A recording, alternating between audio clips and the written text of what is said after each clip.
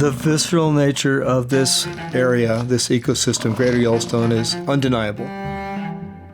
Anyone, wherever they live, whether it's a busy, crazy city or a rural area, will come alive, will be animated by this landscape because there's so much happening. It's a multi-sensory cornucopia of experience, that sense of wonder, that sense of anticipation and mystery. And I think in our day-to-day, we often don't allow ourselves that time and that space to do it. But you walk around a corner in Yellowstone and it's unadulterated. It's stripped down, it's elemental. And I think that's what really helps a lot of people connect with this place. And I think Yellowstone works its magic on everybody. It's exciting, and that's one thing we do on Off the Beaten Path trips. So by the end of the week, you realize this is so much more than a vacation. It's almost as if a little piece of that wild Yellowstone is going home with you. And I think for a lot of people, it evokes something that is just really primal. It's really visceral. It's really part of our humanity.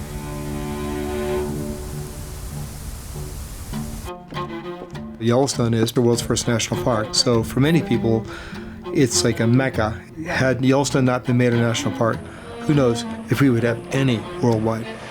I think people recognize that sacredness when they come here, or that specialness, or that uniqueness, and they can feel the energy.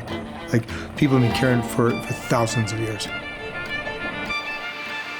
Yellowstone symbolizes this national park ideal, and idea is that every nation has something special to protect and preserve and honor. And what's really cool is that it started with Yellowstone, where you're protecting wild places, and then later on places like Grand Tetons, which initially was just rocks and ice and lakes. And then we realized as human beings that we need those corridors, we need those valley bottoms for winter migration, for elk to make a living and bison to make a living and other animals to have some kind of continuous thread of life.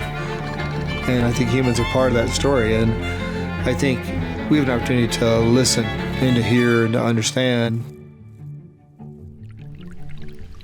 These wild protected places evoke in human beings this sense of wonder and this appreciation, this magic. Why not look at this place as a place where we can learn to be humble, we can learn how the landscape works, we can learn how to not interject our humanity into it and let the wild be wild.